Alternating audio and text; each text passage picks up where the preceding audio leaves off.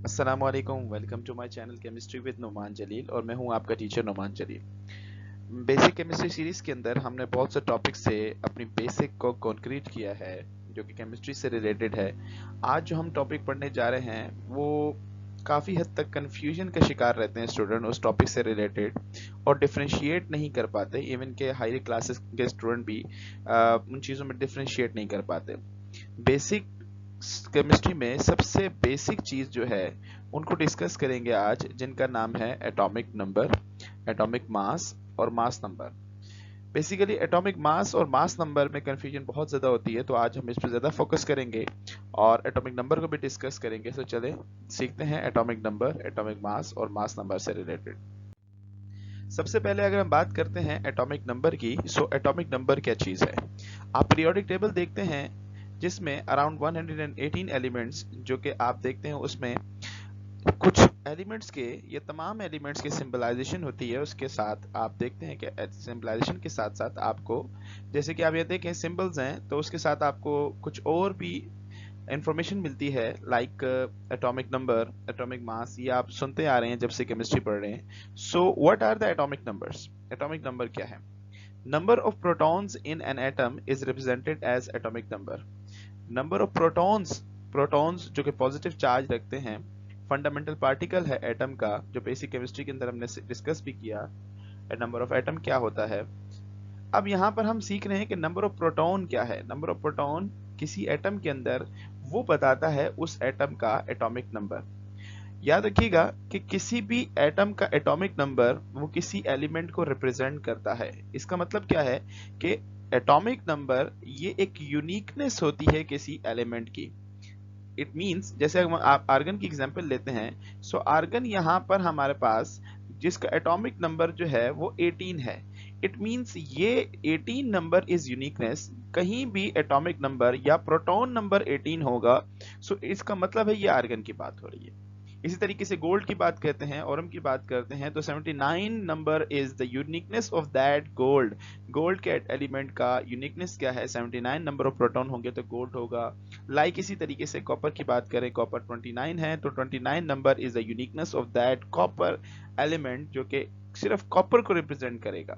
सो इसका मतलब है कोई भी एटॉमिक नंबर वो स्पेसिफिक एटम को, स्पेसिफिक एलिमेंट को डिस्क्राइब कर रहा होगा। सो दोबारा से समझ लें कि number of proton in an atom is represented as atomic number. So atomic number की डेफिनेशन क्या हो गई कि नंबर ऑफ प्रोटॉन किसी एटम में, आप कहीं डेफिनेशन ये भी सुनते हैं कि नंबर ऑफ प्रोटॉन और नंबर ऑफ इलेक्ट्रॉन्स। सो वो भी डेफिनेशन सही है, बट इलेक्ट्रॉन्स और प्रोटॉन की तादाद किसी न्यूट्रल एलिमेंट के अंदर, एटम के अंदर बराबर होती है। इस वजह से नंबर ऑफ प्रोटॉन या नंबर ऑफ इलेक्ट्रॉन का वर्ड्स इस्तेमाल किया जाता है। But basically number of proton actually change नहीं होते ड्यूरिंग रिएक्शन या ड्यूरिंग, आप कह सकते हैं कि transferring of electron. That's why हम यूज करते हैं नंबर ऑफ प्रोटॉन किसी एटम में, वो रिप्रेजेंट करते हैं एटॉमिक नंबर को। This is quite simple, but ये एक माइंड में बात याद रखिएगा कि एटॉमिक नंबर हर एलिमेंट का स्पेसिफिक होता है जो कि उस एलिमेंट को डिस्क्राइब कर रहा होता है। Now we are moving ahead, आगे चलते हैं। तो important thing is mass number. अब यहाँ थोड़ी सी कंफ्यूजन बच्चों को होती है कि मास नंबर क्या है या एटॉमिक मास क्या चीज है। कुछ जगहों पे स्टूडेंट समझते हैं दोनों चीजें एक ही हैं, तो आज हम इस कंफ्यूजन को भी दूर करेंगे कि what are the mass number and what is atomic weight या एटॉमिक मास, या जिसे हम रिलेटिव एटॉमिक मास वगैरह कहते हैं। सो आज कंफ्यूजन इंशाल्लाह आपकी दूर हो जाएगी। तो what is mass number? Mass number क्या है कि मास नंबर को डिफाइन करने के लिए पहले मैं आपकी एग्जांपल देता हूं कि ये एक एटम है जिसके अंदर नंबर ऑफ प्रोटॉन की तादाद 3 है और नंबर ऑफ न्यूट्रॉन की तादाद भी 3 है, which is represented as yellow balls and charged particle, 3 charged particle and 3 neutral particle। तो नंबर ऑफ प्रोटॉन की तादाद यहाँ पर 3 है, नंबर ऑफ न्यूट्रॉन की तादाद भी यहाँ पर 3 है। एक और एग्जांपल से मैं आपको समझाता हूँ कि अब यहाँ पर इससे पहले कि नंबर ऑफ प्रोटॉन और नंबर ऑफ न्यूट्रॉन जो है वो 3 है और प्लस 3, तो मास नंबर इसका क्या होता है? 6 होता है। सो इससे हमें क्या मालूम होता है, एक और एग्जांपल से समझते हैं इस चीज को। एक और एलिमेंट हम एक देते हैं, रिप्रेजेंटेशन करते हैं, जिसमें नंबर ऑफ प्रोटॉन की तादाद यहाँ पर देखें तो 4 है और नंबर ऑफ न्यूट्रॉन की तादाद यहाँ पर भी 4 है। सो इस एलिमेंट का या इस एटम का मास होगा 8 होगा।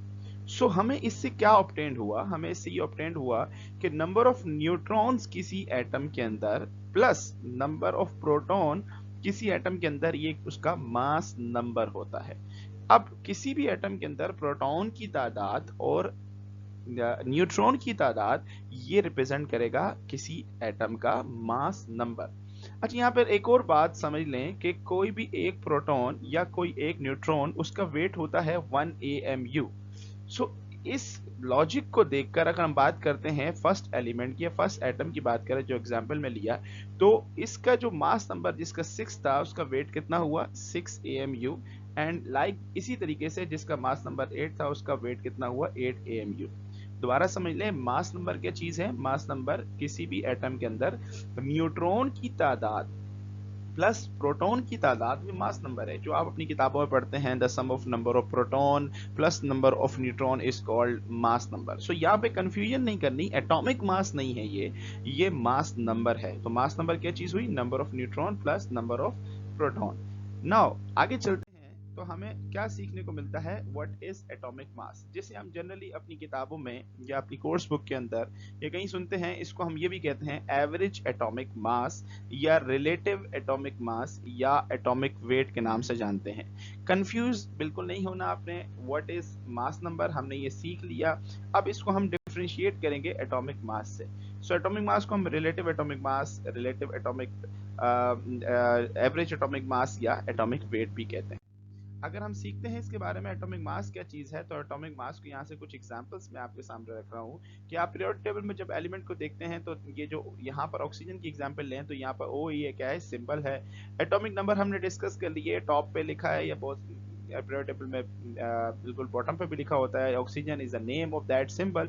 और यहाँ पर अगर गौर करें, आप देखें, कभी आपने सोचा है, कभी आपने ये गौर किया है कि 15.999 ये पॉइंट्स में नॉर्मल वैल्यू आप देख रहे होते हैं, नॉर्मली पॉइंट्स में होती है। जैसे अगर हम कॉपर की एग्जांपल लेते हैं तो 63.55, लिथियम की एग्जांपल लेते हैं 6.941, या इस तरह तमाम के तमाम एलिमेंट्स को देखते हैं तो उसके बॉटम पे जो एटॉमिक मास लिखा होता है वो एक हमारे पास डेसिमल पॉइंट वैल्यू होती है, जिसमें हम देख रहे थे एग्जैक्ट वैल्यू नॉर्मली नहीं होती हमारे पास। अब बच्चों की कंफ्यूजन क्या है या मिसकंसेप्शन क्या है कि वो इस एटॉमिक मास को मास नंबर कंसीडर करते हैं, और जब एटॉमिक मास से मतलब के मास नंबर कंसीडर करके वो जब नंबर ऑफ न्यूट्रॉन या नंबर ऑफ प्रोटॉन या number of electron find out करते हैं किसी एटम से, तो वो इस वैल्यू से माइनस कर देते हैं या इसको राउंड ऑफ कर देते हैं, जो कि एक गलत अमल है। Mass number, number of neutron plus number of proton. अब एटॉमिक मास मैंने ये आपके सामने कुछ एग्जांपल रखी, आपने यकीनन पीरियोडिक टेबल में ये एग्जांपल्स देखी होंगी। आइए समझते हैं कि एटॉमिक मास है क्या चीज। एटॉमिक मास को अगर हम देखें तो एटॉमिक मास, जैसे यहाँ पे मैंने कुछ हाइड्रोजन के डिफरेंट वर्जन्स रखे हैं। जैसे हाइड्रोजन का एक ऑर्डिनरी हाइड्रोजन है, उसका पहले वर्जन जो है उसके पास एक ही प्रोटॉन होता है और एक ही इलेक्ट्रॉन है और कोई न्यूट्रॉन नहीं है, जैसे हम प्रोटियम भी कहते हैं। और दूसरे वर्जन की बात करें तो ड्यूट्रियम है। ड्यूट्रियम जिसे हैवी हाइड्रोजन कहते हैं, उसके पास एक प्रोटॉन है, एक न्यूट्रॉन है और कोई भी एक न्यूट्रॉन है और एक इलेक्ट्रॉन है और एक प्रोटॉन है। अब ट्रीटियम की बात करें, रेडियो एक्टिव हाइड्रोजन है, इसका एटॉमिक नंबर 1 होता है, एटॉमिक मास 3 होता है। तो इसके अंदर एक प्रोटॉन, 2 न्यूट्रॉन एंड हमारे पास एक ही इलेक्ट्रॉन होता है। अगर आप इनकी बात करें तो पूरी कायनात के अंदर, यूनिवर्स के अंदर हाइड्रोजन इन 3 फॉर्म्स के अंदर पाया जाता है, इन 3 वर्जन्स के अंदर पाया जाता है। बट ये कितना पाया जाता है, ये रिलेटिव अबंडेंस कहलाती है, जिसमें हम मालूम करते हैं। अब 99.985% जो है पूरी कायनात के अंदर वो हाइड्रोजन, ऑर्डिनरी हाइड्रोजन इस फॉर्म के अंदर पाया जाता है। और हैवी हाइड्रोजन जो है 0.0154% जो होता है वो H2 की फॉर्म में पाया जाता है, मतलब एटॉमिक मास इसका 2 होता है। और जो ट्रिटियम होता है उसकी जो रेडियो एक्टिव हाइड्रोजन है उसकी जो अबंडेंस है वो निग्लिजिबल, मोस्टली निग्लिजिबल होती है, 4 एक्सपोनेंट -15 होती है। अब ये 3 वर्जन है हाइड्रोजन के। लेट्स से मुझे हाइड्रोजन पिक करना है, तो हाइड्रोजन अगर मैं पिक करता हूं तो वो हाइड्रोजन 1 भी हो सकता है, 2 भी हो सकता है और 3 भी हो सकता है। बट हाउ टू फाइंड कि मैं हाइड्रोजन जो पिक कर रहा हूं कि वो हाइड्रोजन 1 है, 2 है, 3 है, यू डोंट नो, क्योंकि हाइड्रोजन ट्रिलियन और बिलियन और अनकाउंटेबल हाइड्रोजन होंगे, एटम्स होंगे। तो होता क्या है कि हम जो रिलेटिव अबंडेंस होती है इसकी मदद से हम नाउ सबसे पहले ये समझ लें कि ये एटॉमिक नंबर सबके सेम है, एटॉमिक मासेस डिफरेंट हैं हर एटम के, तो ये आपस में आइसोटॉप्स कहलाते हैं। अब हम क्या करते हैं, इन आइसोटॉप्स की जो रिलेटिव अबंडेंस है, परसेंटेज है, उसको हम उसकी मदद से हम एक मास निकालते हैं जिसे हम कहते हैं रिलेटिव एटॉमिक मास या एवरेज एटॉमिक मास, या नॉर्मली हम उसके एटॉमिक मास भी कहते हैं। इट मींस के 99.985% जो है वो हाइड्रोजन 1 है, इसकी कंट्रीब्यूशन 98.9.5 है। इस तरीके से हाइड्रोजन 2 की कंट्रीब्यूशन 0.015 है और हाइड्रोजन 3 की कंट्रीब्यूशन 4 एक्सपोनेंट -15 है।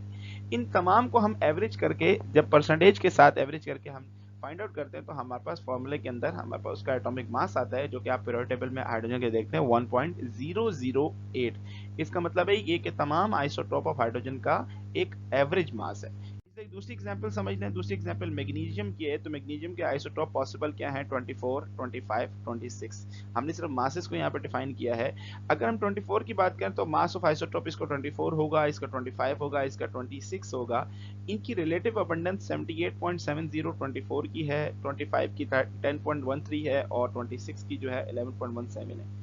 अब जरा गौर से देखें तो यहाँ पर 24 जो है ये हमारे पास मास है। मास की कितनी परसेंट है? 7.785। इसको हम परसेंट को खत्म करने के लिए डिवाइड बाय 100 किया, इस तरीके से प्लस किया। सेकंड हमारे पास जो आइसोटोप है 25%, 25 एटॉमिक मास वाला, उसकी परसेंट कितनी है? उसकी 0.1013 है। इसी तरीके से हमने तीसरा आइसोटोप को ऐड किया। जब इन तीनों को ऐड किया तो हमारे पास आंसर आता है 24.3, जो कि आप पीरियोडिक टेबल में देखते हैं। This is called atomic mass या relative atomic mass of magnesium. इस तरीके से तीसरी एग्जांपल्स को देखते हैं। तो तीसरी एग्जांपल हमारे पास किससे रिलेटेड है? कार्बन से रिलेटेड। कार्बन के पॉसिबल आइसोटॉप्स जो होते हैं वो कार्बन 12, कार्बन 13, कार्बन 14। इसका मतलब ये है कि कार्बन 12 एटॉमिक मास 12 होगा, 13 होगा, 14 होगा। जो 12 कार्बन है उसकी 98.89% अबंडेंस है और कार्बन 13 की 1.11 है और कार्बन 14 जो है वो लेस देन 0.1% है।